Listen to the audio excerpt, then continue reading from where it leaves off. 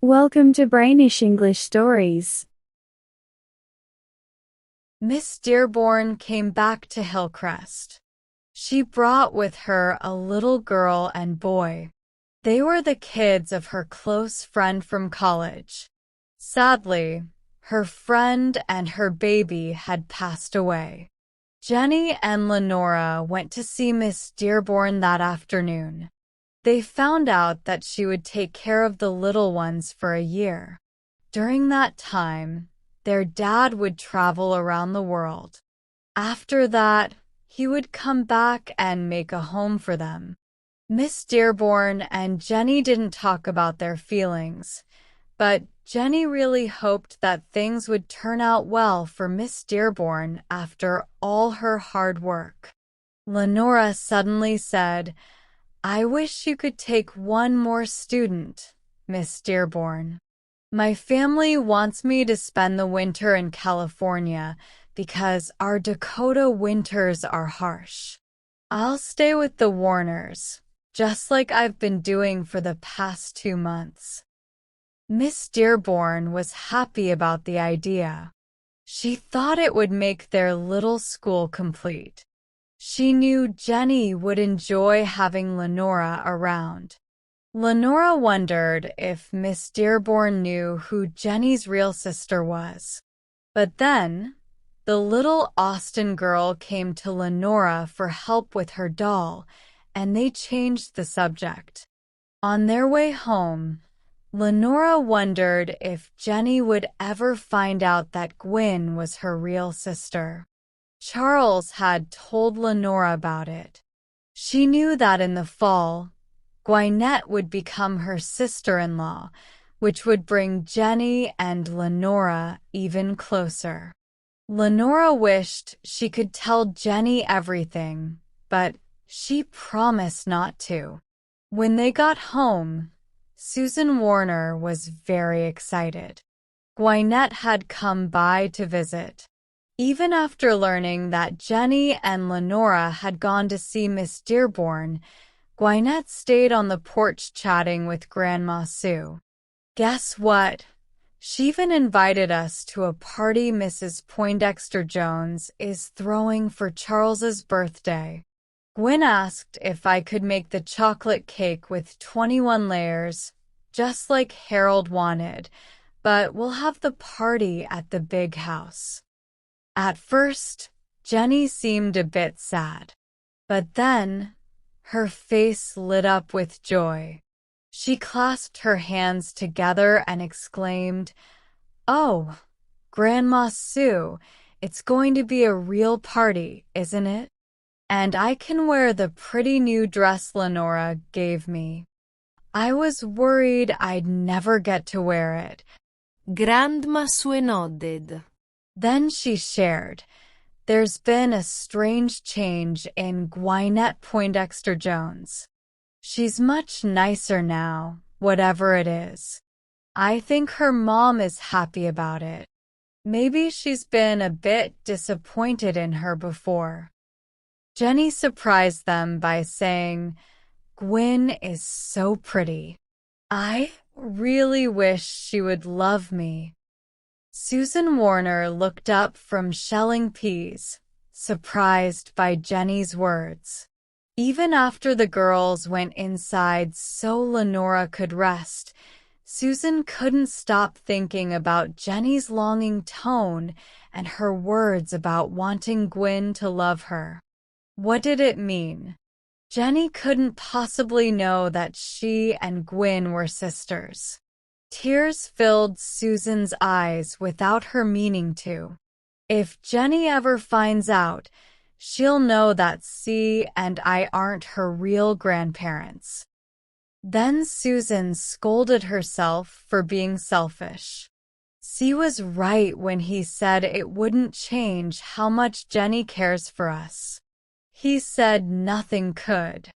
But her hands shook as she added the shelled peas to the boiling water. Wiping her eyes with her apron, Jenny came into the kitchen. She immediately hugged the old woman tightly. With a gentle smile, she said, Grandma Sue, I love you." Then, she held the old woman at arm's length and exclaimed happily, "Oh, Grandma Sue, isn't it wonderful, wonderful, that you, Grandpa C, Lenora, and I are going to a real party? It's the very first party I've ever been to." But Grandma Sue objected. "Now, dearie, Grandpa C and I aren't planning to go with you young folks. It wouldn't be right, considering we're hired by Mrs. Poindexter Jones." Jenny's cheerful expression faded. She stepped back and shook her finger at Grandma Sue, sounding firm. "All right, Mrs. Susan Warner, then we might as well return the party dress to the store. If you and Grandad aren't welcome at Gwynette's party, then neither am I. So it's settled." "What's all the fuss about?" a friendly voice asked from the doorway. It was Grandpa C, carrying a brimming pail of milk. Jenny turned to him and made her final decision clear. The old man adjusted his straw hat and smiled. "Dear, I'd agree with you, but I promised Harry and Charles. I can't go back on my word. They said it wouldn't be a real party for them if you and I weren't there. And Mrs. Poindexter Jones even sent Harry specially to invite us." Jenny nodded decisively. "There, it's settled then." "Oh, good." Here's Lenora, looking refreshed from her long nap. Smiling at the pretty newcomer, she said, "Come this way, Miss Gale, if you want to see Grandma's amazing cake." "Tut, tut, Jenny dear, I didn't make it look pretty," Grandma Sue protested. Jenny opened a pantry door, revealing a huge chocolate cake on a shelf. "Look, there are 21 layers. They're thin but light as feathers. And the chocolate filling is fluffy with whipped cream." "How pretty it is," Lenora said, tears welling up in her eyes.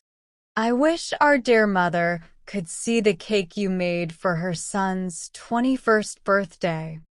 Coming closer, she admired, "Jenny, how did you make those white frosted letters and the flower wreath? They look like orange blossoms." Jenny beamed proudly at her grandparents. "See, I'm a natural artist." Miss Gale recognized the flowers. "Look, here's the spray I copied. We're going to put a wreath of real flowers around the edge of the plate. But I thought orange blossoms were for weddings." Lenora started, wondering if Charles's secret was out.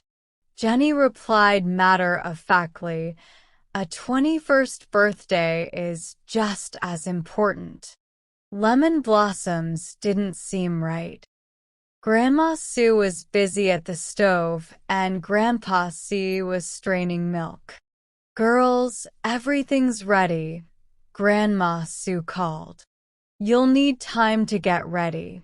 The old man took off his hat and washed at the sink. As he dried his face, his eyes sparkled. "It'll take us a while to get ready for this party, Susie wife," he said, sitting at the table. Grandma Sue shook her head. "I wish you hadn't promised Harry so quickly. We'll feel out of place." "Well, I'm not so sure about it either, but I can't go back on my word," Grandpa C said, trying to look repentant. "You're not fooling anyone, Grandpa C." Jenny laughed. "I can tell by the twinkle in your eye that you plan tea."